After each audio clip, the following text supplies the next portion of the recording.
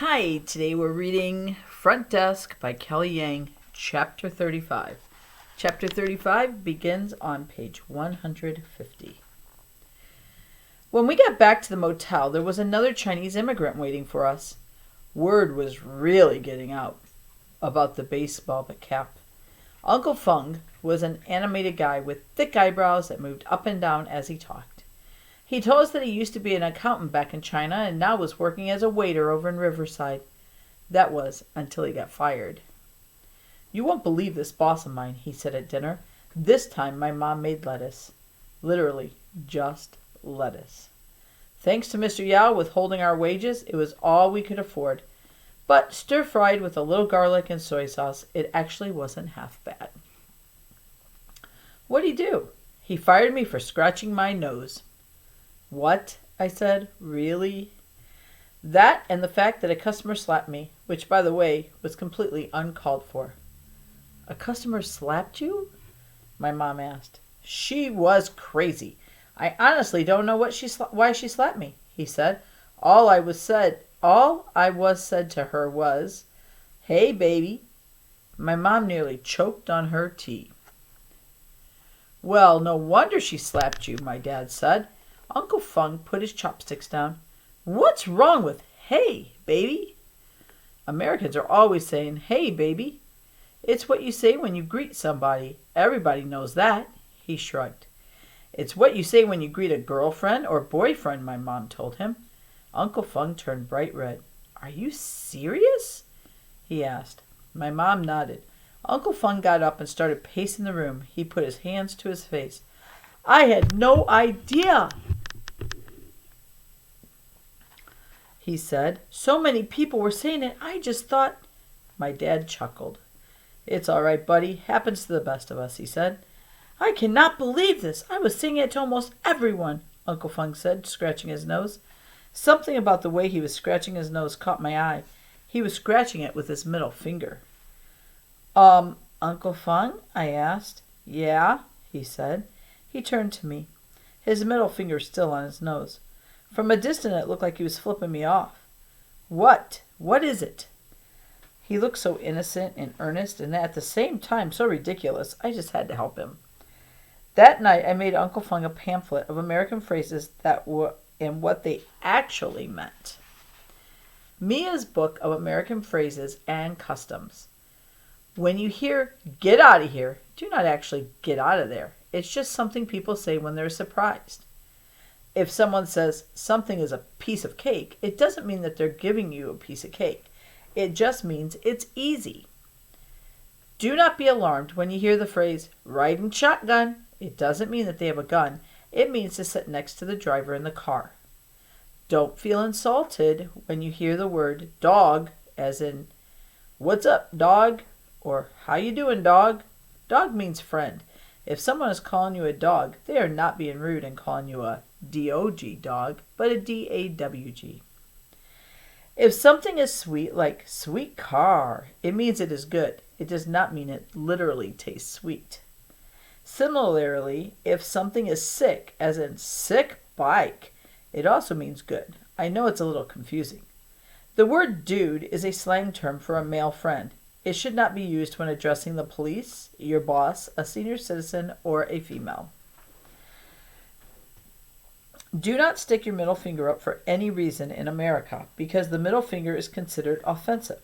Use your index finger or pinky instead to scratch your face. Don't take your shoes off everywhere. Americans like to wear their shoes inside the house. Do not comment on how someone's appearance has changed. I know it's a compliment in China to say, "You look like you've gained weight," but trust me, Americans do not like it. The pamphlet went on and on. I tried to be as detailed as possible and put in as many phrases, gestures, and idioms as I could think of. Uncle Feng was very grateful when I gave him the pamphlet. He said he would study it and memorize the rules before he applied for his next job. I also showed him my notebook, with all the names of the restaurants the other immigrants had gotten fired from, so he knew where to avoid working. Uncle Feng copied the restaurants down and added some names of his own. He also added some comments next to other stories, such as, "Hang in there, and I feel your pain, brother." I smiled. I liked how my little notebook was becoming a message board for all the other immigrants.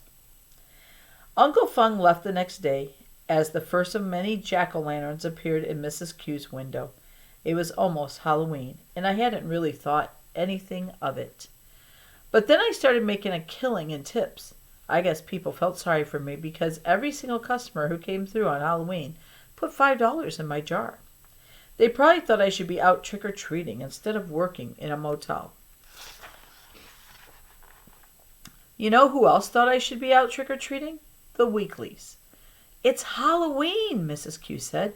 "You gotta go trick-or-treating on Halloween if you're a kid. You just gotta." "I don't have a costume," I said with a shrug. "No costume? Huh," Mrs. Q asked. "Be right back." An hour later, Mrs. Q came back all wrapped up in toilet paper. So were all the other Weeklies. They were mummies. "Trick or treat," the Weeklies announced. My face brightened when I saw Hank. It had been a while since I saw a smile on his face. "Come on, Mia," Hank said, handing me a roll of toilet paper. "Let's go get you some candy." I took the toilet paper and hopped off the stool just as my parents came in the front office.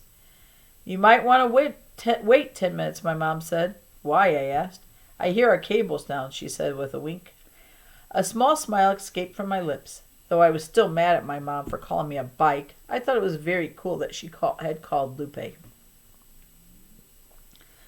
Lupe, the Weeklies, and I walked up and down Meadow Lane under the moonlit sky, all of us dressed up as mummies.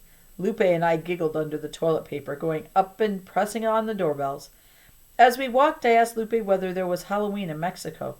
Lupe said there was something similar called Day of the Dead, when people would pay their respects to deceased loved ones by visiting cemeteries and building altars called ofrendas. At the mention of deceased loved ones, Lupe got really quiet. I guess she was thinking about her grandmother.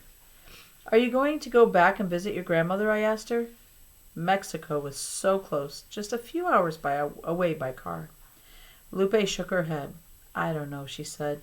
She didn't seem to want to talk about it. "What about you?" Mrs. T asked me. "You guys have Halloween in China?" I laughed. "No way," I said.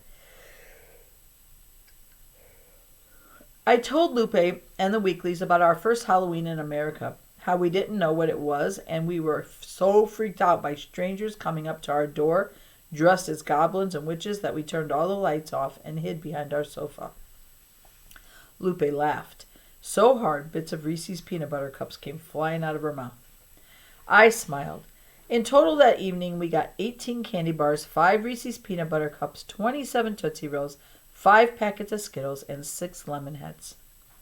Hank said we did well. He explained that when it came to candy, there were multiple tiers. At the top tier, you have your full-size candy bars, followed by your mints, junior mints, peppermint patties, etc. And all the way down at the bottom tier, lollipops and that sort of thing.